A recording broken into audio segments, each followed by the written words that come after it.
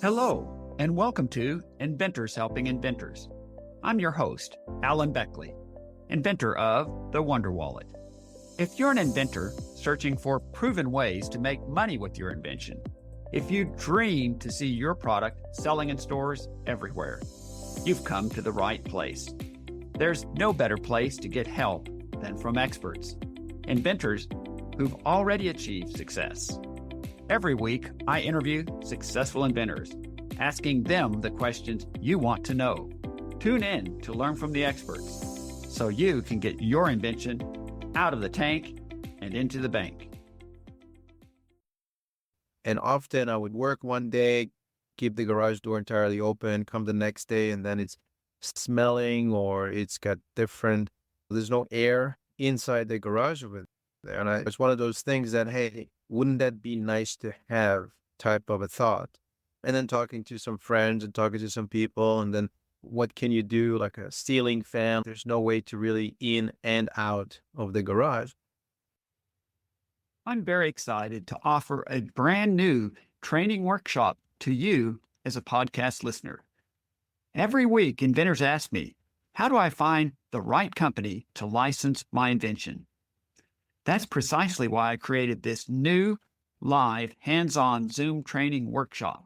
The workshop's called How to Find the Perfect Company to License Your Invention.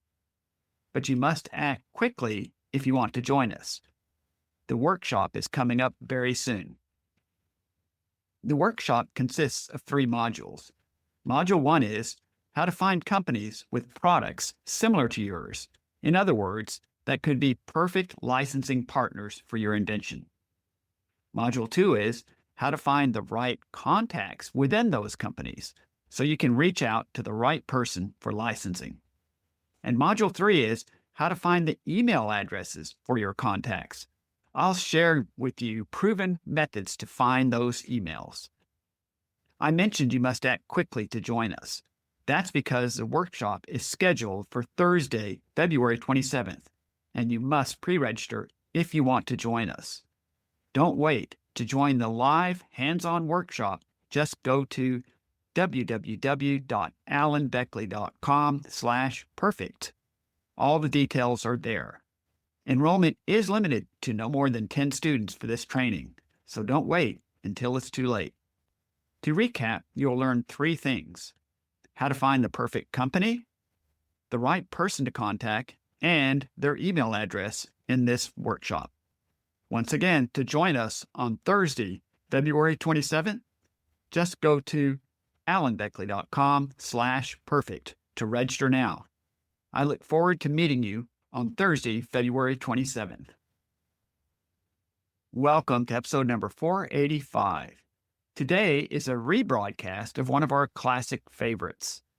Episode number 404, back to May 6th of 2024, with inventor Erez Halfon. Erez invented the Zula Ventilation system, an innovative solar-powered way to ventilate hot, stuffy garages. I think you're going to enjoy this episode as much as I did. Erez Halfon grew up in Israel before moving to the U.S. With over 20 years of experience in business development, from vehicle GPS tracking solutions, importing natural stones for flooring, to high-tech operational support roles, Erez has been focused on customer relationships and growing businesses to the best potential by identifying market segments.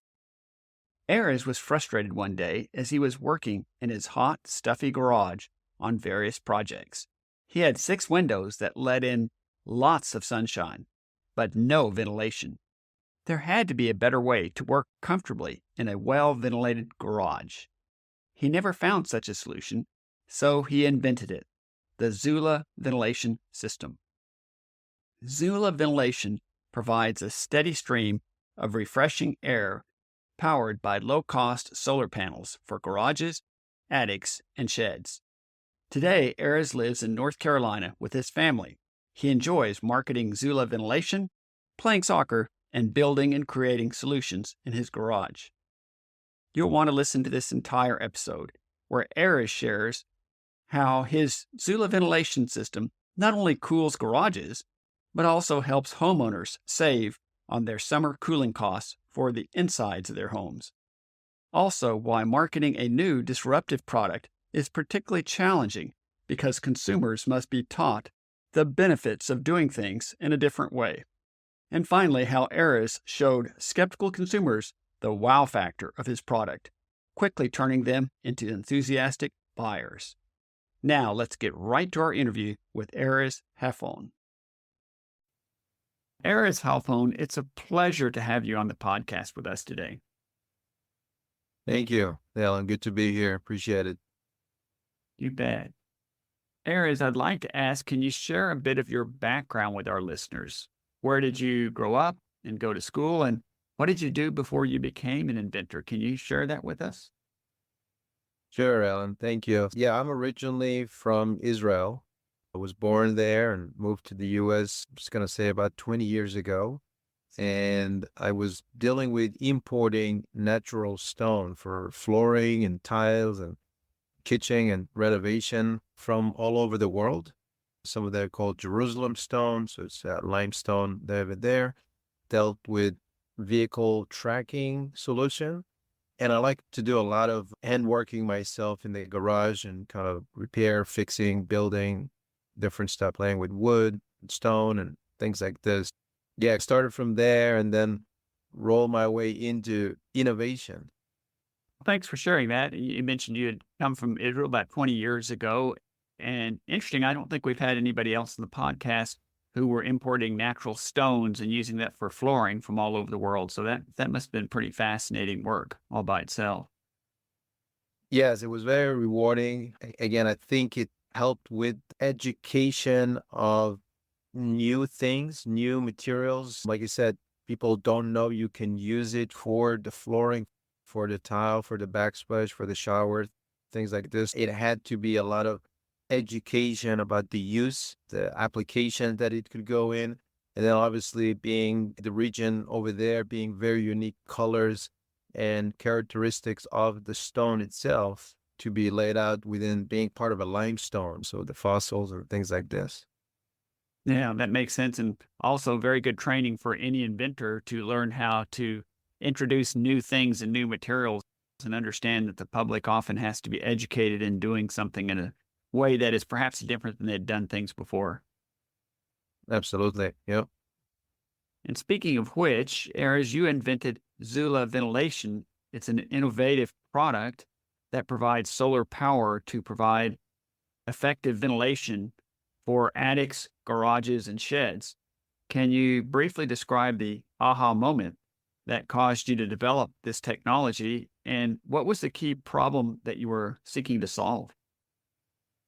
Yeah, absolutely. Like I mentioned that I do a lot of work in my garage, and my garage has 8 windows on the top panel of the garage door. And often I would work one day, keep the garage door entirely open, come the next day, and then it's smelling or it's got different, there's no air inside the garage over there. And it's one of those things that, hey, wouldn't that be nice to have type of a thought? And then talking to some friends and talking to some people, and then what can you do? Like a ceiling fan. There's no way to really in and out of the garage. And looking into those windows, I said, you know what? It's great that it's bringing light, but I'd like to use that space maybe if I can play around with this and figure out that window option. And I started to play around going to the local hardware store, buying different stuff, found online inexpensive kind of a fan. And I said, hey, you know what? A fan does move hair over here. So it's interesting. And the more I played around with this, the more it became more real to say, you know what? I can create an actual air circulation because one of the testings that I've done was getting one big fan to suck all the air out. And within minutes, I couldn't open the garage door to get into the garage from the house itself. So I said, okay, there's got to be some air circulation combination in there. So I got to bring it in and I got to take the air out. And just again, playing with this kind of concept made a lot of sense. Had a lot of friends come in, look at this, talking about this. Some friends that are within the garage door industry. And just, hey, this is an actual solution. This is something that people could use, especially nowadays when people use their garages and sheds or attics for just different purposes there. It makes sense as if I view what a lot of people do in a garage, a closed garage, especially if they're working with tools and equipment or what have you, or even doing something like spray painting something where ventilation is important for your safety, really. But at the same time, opening the garage door or something where the ventilation means blowing wind all over everything wouldn't be good. So a more controlled form of ventilation makes sense. And you were describing your garage where you had windows for letting in the sun, but was not letting in the air. So it sounds like the combination of better ventilation into a garage space, for example, and then recognizing that you not only have to move the air in or out, but move it in and out in a controlled way. Would that be accurate? Yes, absolutely. And that was the fascinating thing about it, is that within that smaller space of that small window, to be able to find a powerful enough fan. And now I have three fans in there. So two of them are pulling air into the garage and one out, creating that air circulation. And to your point there, people are using the garage so differently that I found out it's also a cigar smoking room for some. So you can think about the odor that stays in that room. Having that circulation up on top of that top layer of that garage door really creates that air flow throughout the garage. So if I stand in my garage and next to the fan, then I'm standing about 10 to 12 feet away, and I still feel a strong power of wind flowing through, again, 10, 12 feet away. That does make perfect sense. So I'd like to ask another question that is a skeptic might ask you. So why are solar panels needed to power ventilation of attics, garages, and sheds?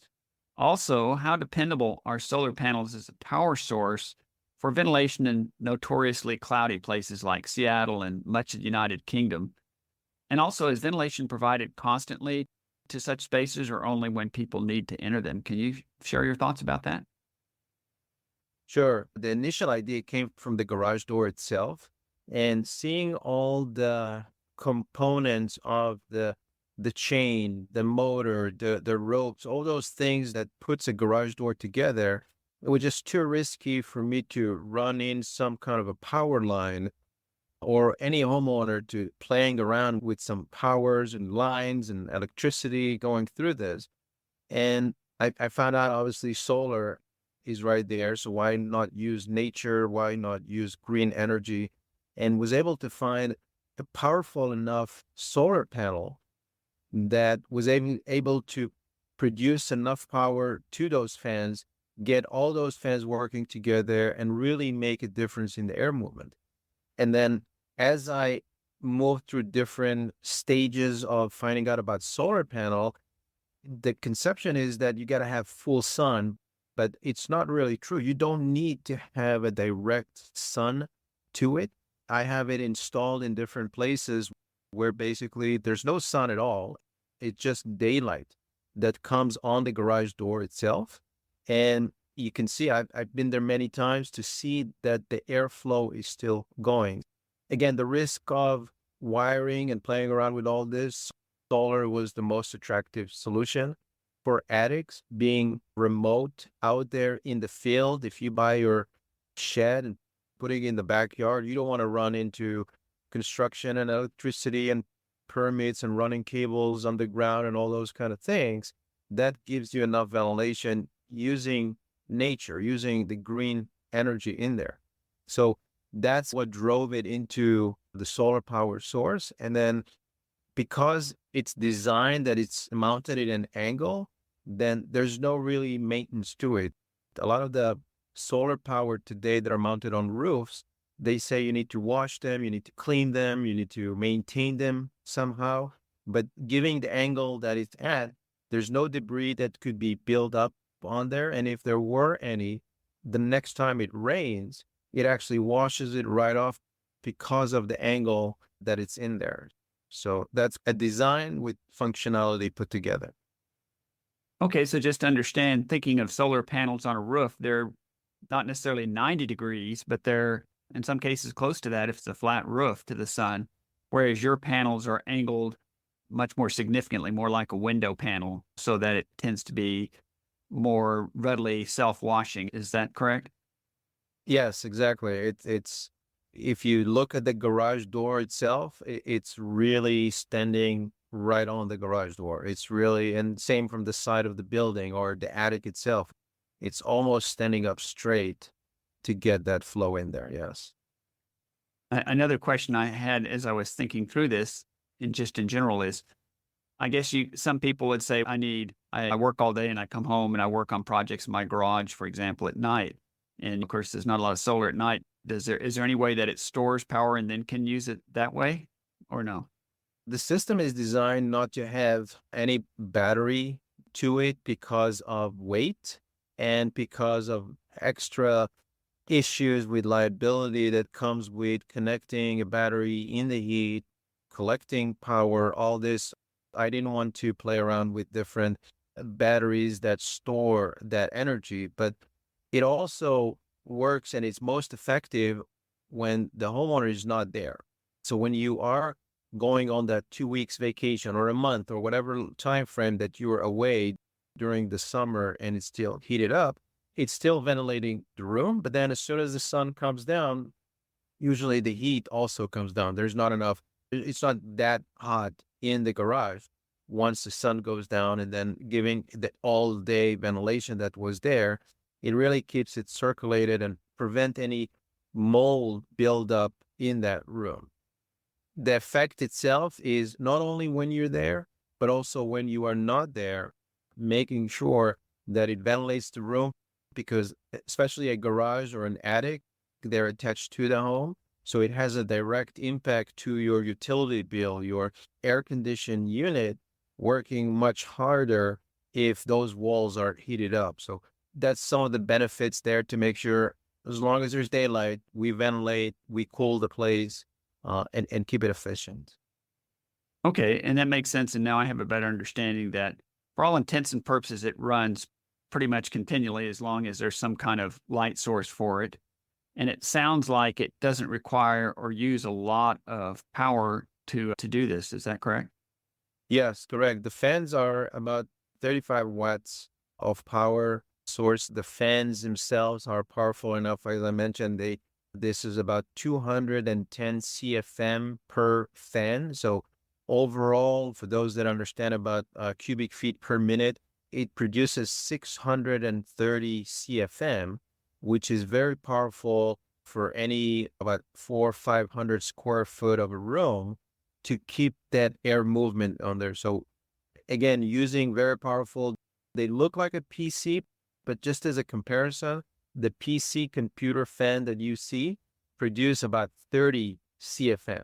Each one of those fans is 210 CFM. So a total of 630 CFM could be very powerful for any room there.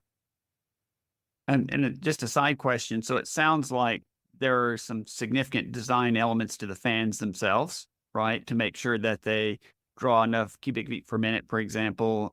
Are there some unique things about the design of the fans? Or are they somewhat typical conventional fans?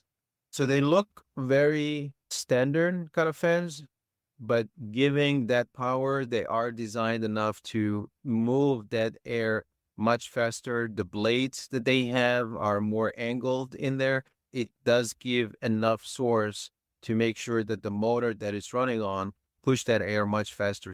Yes, there is a design factor in the fan itself and the entire housing itself to make sure that winds are blowing away and not really creating this circulation of just pulling from one and taking it out immediately on the other one. It's really powerful enough. Like I said, if you stand 10, 12 feet away from the fans in the garage, you'll feel a very good source of airflow in there. Also recall that you were talking about effective ventilation just generally. And I was thinking also about the cooling effect that it has for air conditioning, et cetera, because it doesn't heat up as much. And I noticed in your website, you also referred to attics. Would we have a similar kind of benefit even though someone's not typically going in the attic of their home very frequently. But if the temperature can be brought down in the attic, then that could also improve home cooling and things like that. Is that would that be accurate?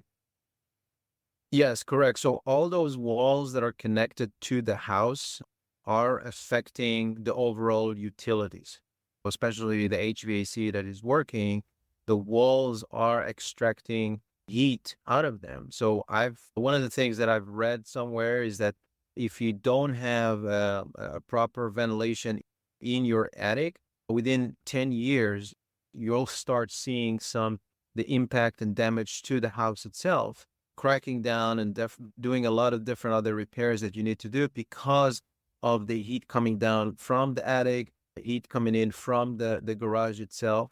So it's definitely a mechanical aspect of moving air rather than the passive type of ventilation that is out there today, really waiting for a windy day to blow out the air.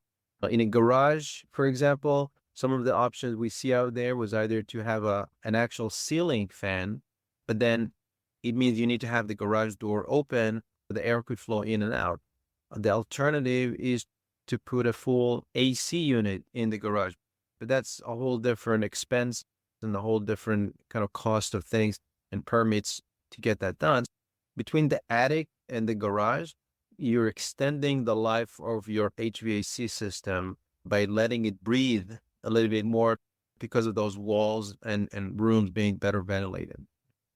Yeah, thanks for sharing that with us. I wanted to mention that every inventor is going to encounter roadblocks and challenges along their inventive journey.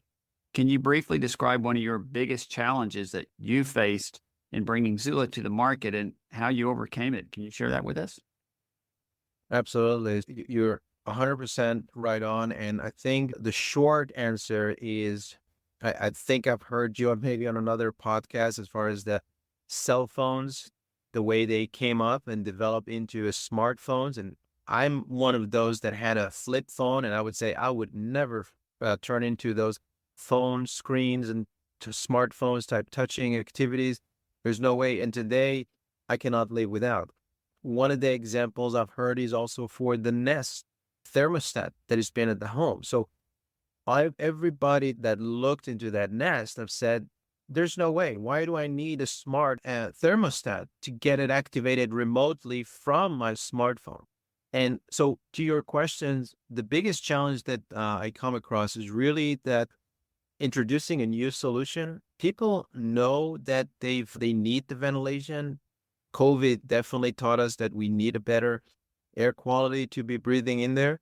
I just came back last week. I was at a trade show, and many of those decision makers said, "Well, go talk to our salespeople, see what they think." And as I showed this to them, I said, "Guys, what do you think about this ventilation?" The immediate answer was like, "I'm not sure I need it." And then as I shared some of the use cases and I said, look, this is where it's going to help between the mold, between the air circulation, everybody immediately started thinking and bringing their own use case. You know what? My customer has the same problem. I've heard it so many times from those type of customers. This could be a great addition to our solution. So it's like any new innovation that comes out, it really a little bit of understanding of what's the use case is for, that goes a long way. So that I would say is the biggest pushback, and knowing and be ready with those answers to overcome and make sure that it really is an innovative solution and not just another something that you just thought on your own without any too much thought in there. Yeah, that's a great point. In fact, my last podcast, the gentleman referred to a challenge with bringing what he called a disruptive product to the market. He had come up with a improved way to wash cars. He was quite a car enthusiast, but he got frustrated because it'd take him an hour and a half to wash his cars. And then there'd be so much water wasted and so much soap wasted. So he came up with a creative solution of combining a hose with a sponge that used a fraction of the water and a fraction of the soap and would wash the car in 10 minutes. This was very disruptive. People were very used to washing a car in a certain way and having their buckets of water and soap and all the rest. And so he found that people would have to use it for about a month before they'd begin to say, okay, now I'm getting, yeah, this is so much faster. This is much easier. I don't use near as much water and soap. So I guess back to your point, sometimes you have to share some use cases with them so they can get it, so to speak, because it's just a new or different way of doing things than they've done it in the past. Yes, and I'll tell you that right now we're in the process of building up our dealer network and resellers out there. And another kind of the wow effect is that as I go in there with the demo unit, we have our meeting in the office. We ask them to step outside and let them turn on the unit. And I was amazed myself how much that turning on the unit, hearing those fans, feeling the airflow were just an immediate selling point. And it got them to say, you got to leave this demo unit right here, right now. I'm going to get just this one because I can already see in my head all my customers that are wanting this solution. This is a huge wow effect of a demo unit, me carrying it with me just like a suitcase. Let you and me step outside to the sun, let you turn it on and feel what it actually does. So it's not just give it some time and maybe it will work, maybe not, but it's actually immediate effect. Once you turn it into the sun, you'll see how it works. And then the next step, I tell them, okay, now let's turn it away from the sun. And it's funny to see how people are waiting for those fans to stop turning. And so, hold on a minute, it's going to turn off, but it's not. It's still going on because there is daylight, even though the sun is not directly on the solar panel. So it's funny to see, but it's very rewarding from that perspective. That's fantastic. So, Erez, I'd like to ask, are there any parting words you'd like to leave us with? Definitely be open-minded to everything, right? Run your idea amongst your friends, your closest community. Run your innovative solution that you think of with those peers, right? People that not only going to tell you, sure, sure, everything you do is great, this is the best solution and everything, but real concrete kind of answers and feedback. And I'm telling people, listen, I'm not afraid of you telling me no because I'm learning from why you're telling me this would not work. And I can tell you on one of the trade shows that I've been, there was a 20-minute with a product manager that his job was to put holes in products. We went back and forth on questions on why he thought it would not work. And I was able to bring an immediate answer how it would work.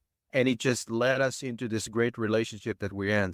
I encourage everybody on the thought that you have, run it by those people that are not afraid to give you that no and challenge you, because if you're not failing, but you're learning from that experience to make that product much better. One of my prior guests had mentioned was being willing to not only hear critics, but in some regards, embrace them, because you're going to learn a different viewpoint from them. And in some cases, it can result in product modifications or extensions that you might not have found otherwise. So being open-minded to hear not only people who love your product, which we all like that, but also people who are critical of it for one reason or another, and either being able to answer their criticism and clarify it for them, or to see a potential, perhaps, vulnerability you might then be able to plug.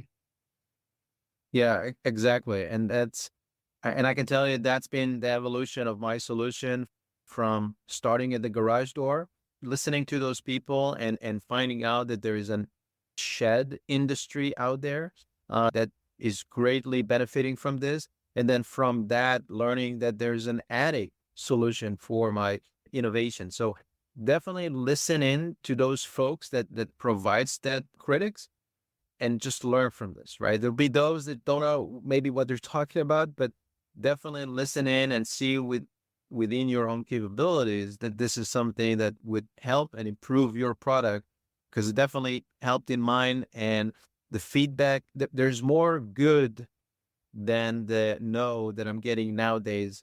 So I'm really appreciative of those that helped along the way there. Yeah. My final question for you then is, how can our listeners reach you if they have other questions? Yes, absolutely. We have our website, Molbino, MOBENO solarsolutions.com, that you can reach us through the website itself. My email address is Mobeno, MOBENOEH @gmail.com. And I'll give out my cell phone number, which is 919-924-9203. Would love to hear back from the folks looking into this, and that I'd love to hear back. So thank you. Thank you for all that and your willingness to actually give out your cell phone. I have reason to believe you're going to be hearing from some of the listeners as well. And then I have for your website, Mobeno Solar Solutions, right? Correct. Mobeno, MOBENO solarsolutions.com. And then your email is mobenoeh@gmail.com. And then your cell phone is, anyway, so 919-924-9203. So thank you for sharing all of that. And I just want to thank you, Erez, so much for being on the podcast with us today and sharing your journey and how you've developed this innovative product and solving something that really needs to be solved, especially in these somewhat constrained places where people work that are often hot and stuffy. And I'd like to reserve the opportunity, maybe another 6 months or a year, to touch bases with you again and see where you are at that time. Absolutely. That'd be great. I'd love to come on again. Sure. Thanks a lot for being on the podcast today. Thank you for having me, Alan. If you've listened to this podcast for a while, you've heard me talking about the Inventors Bootcamp, right? Over the last 3 years, hundreds of inventors have joined us in the Inventors Bootcamp, and we have lots of exciting success stories from our students. But guess what? The bootcamp is not for everyone. If you like to tinker with invention ideas occasionally on weekends, hoping that someday someone will buy your idea, the Inventors Bootcamp is not for you. If you think it's your job to just come up with ideas and someone else can take care of the rest, prototypes, packaging, and contacting companies, the Inventors Bootcamp is not for you. But if inventing really matters to you, if you know deep in your heart that you've got an invention ripe for success, if you're willing to learn and do whatever it takes to be successful, I'm here to help you, and the Inventors Bootcamp is your ticket, your next logical step forward. So, what is it? When is it? And how do you sign up? The Inventors Bootcamp is 5 days of live interactive Zoom meetings. Monday, March 3rd through Friday, March 7th, for 1 hour each night. Teaches you precisely how to create a clear, concise marketing message, which is exactly what companies want to hear. When you join us, you'll meet other inventors, plus you get a licensing masterclass, and lots more. The next Inventors Bootcamp starts very soon, Monday, March 3rd. Enrollment is open now. Just go to www.alanbeckley.com/bootcamp. Many podcast listeners, just like you, have joined the Inventors Bootcamp. Here are just a few of our success stories. Duncan Ashworth has 2 companies interested in licensing his COVID-killing floor sanitizing invention. Daryl Carter secured a business partner and licensing arrangement. His asthma relief product was set to debut last fall. And Julietta Hughes tested her portrait artist invention. Now she's got a clear strategy for reaching out to companies to license it. Ready to add your success story to our list? The bootcamp is your ticket. Register now at www.alanbeckley.com/bootcamp to save your seat in the March bootcamp. So you're done searching for your product, and it's not out there. Yay! Maybe you filed for a provisional patent and done some marketing research or surveys. Heck, maybe you've even created a rough prototype, then found that, although it kind of works, it looks like something from the Stone Age. You'd be embarrassed to show it to your friends, much less to a manufacturer for a licensing pitch. What if I could put you in touch with a guy who offers free consultations, takes no money down, no money up front, and will give you a quote on your project before he starts? What if I told you that this same guy can help you design your product and make you a virtual prototype before you ever put a penny into building a physical one? What if I told you he could make you patent drawings, CAD files for manufacturing, and even make marketing videos and build you a website? If this sounds like someone you want to talk to, let me introduce you to my first podcast sponsor, Brian Keast at I Draw Dreams for Inventors. With 3.5 years of trade school and 15 years of mechanical experience working as a mechanic for General Motors, you have someone that's seen countless design failures and how they were fixed. Also, he had a 25-year career as a general contractor who designed his own houses and remodels on computer-aided design. In getting plans through countless building departments, he gained a tremendous amount of experience by working directly with structural engineers. The many years of combined experience in these two careers gave him a unique look into stresses and failures in design. He brings this wealth of knowledge and experience to his company, I Draw Dreams, as the CAD guy who will design a product for you that will work. Every inventor I've referred to Brian has come away delighted with the work he has done for them, and I think you will too. Just make sure to tell them that Alan sent you. Thanks so much for tuning in to Inventors Helping Inventors. If you like the show, please tell your friends about it. Make sure to subscribe in iTunes or wherever you get your podcasts so you won't miss a single episode. Talk to you soon.